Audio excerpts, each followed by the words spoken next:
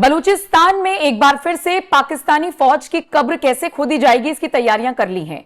एक इंटरेस्टिंग बात आपको बताती हूं कि जितने भी बलोच इस वक्त मैदान जंग में उतर रहे हैं, सब पढ़े लिखे बताए जा रहे हैं।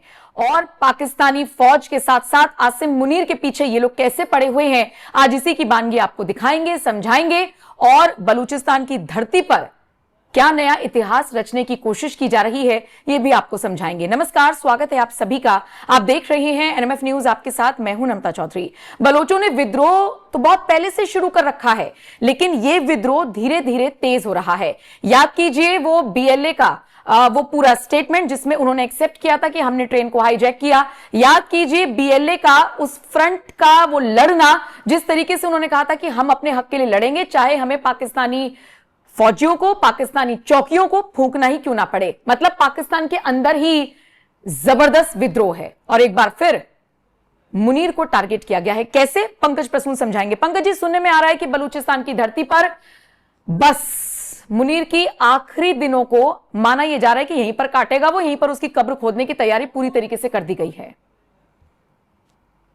पहले के बलूचिस्तान का जो भी विद्रोह हुआ, जो आज तक हम सुनते आ रहे हैं, और इस बार का एक मूल फर्क है जो कि बाहर के लोगों को समझना पड़ेगा।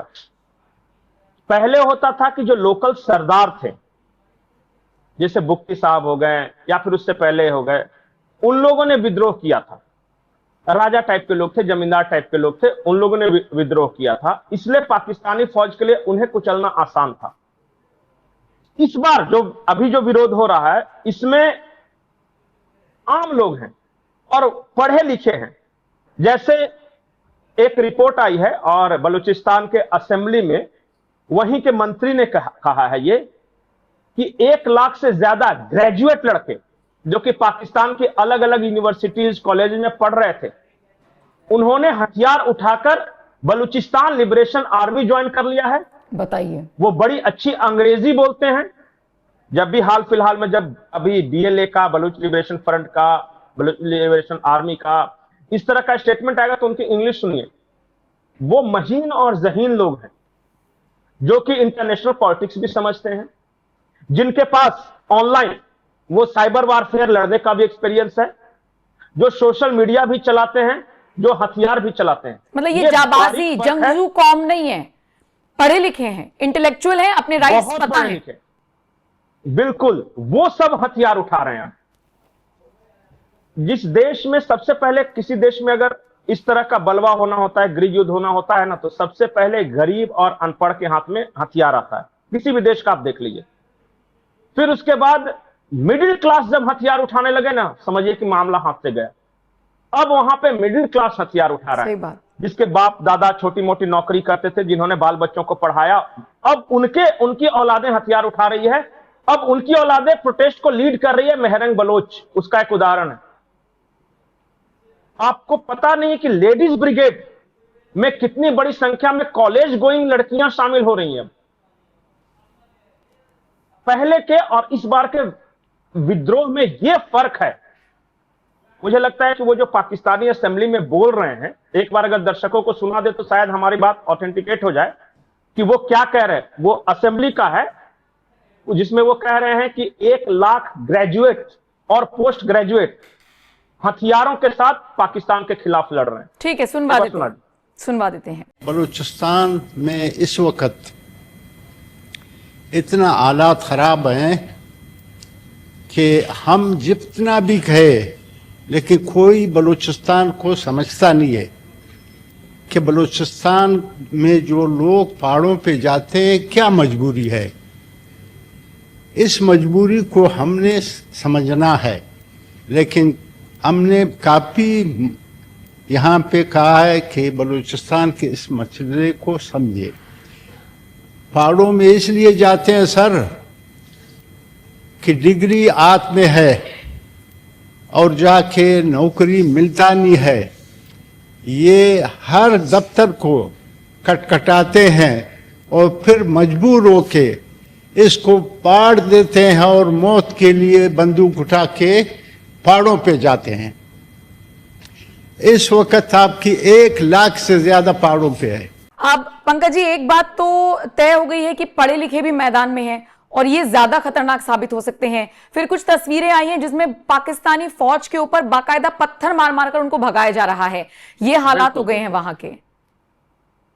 इतनी नफरत अब भर गई है आम बलोच लोगों में कि एक जो तस्वीर आप देख रहे हैं वो बच्चा है, पाकिस्तानी आर्मी की गाड़ी गुजरती है तो पत्थर मारने लगता है, और ये तस्वीरें आम है।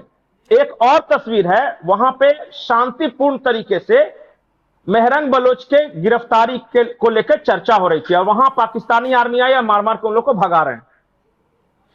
मतलब अब वहां शांति से प्रदर्शन करने का स्कोप खत्म, और जब ये हो जाता है ना तो स्थिति और विकट हो जाती है, जो हो गई मैं है। आपको यकीन दिला रहा हूं, बिल्कुल बिल्कुल हो गई है वहां।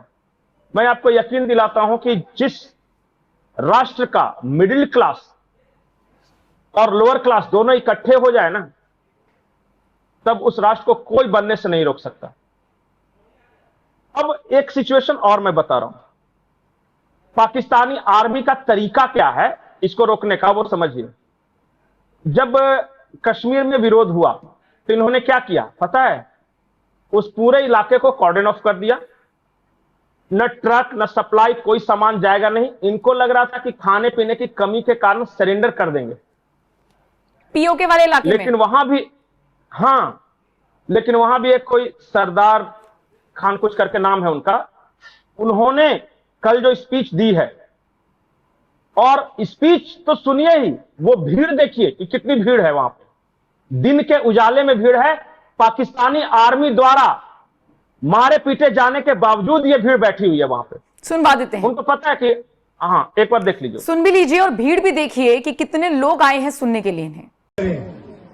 हम कल भी कहा था कि हम हजरत उस्मान रजी अल्लाह तआला अन्हु की पैरवी करेंगे, मजलूमाना अंदाज में अपनी जानें पेश करेंगे। आज का ये इज्तिमा इसको मामूली ना समझिएगा।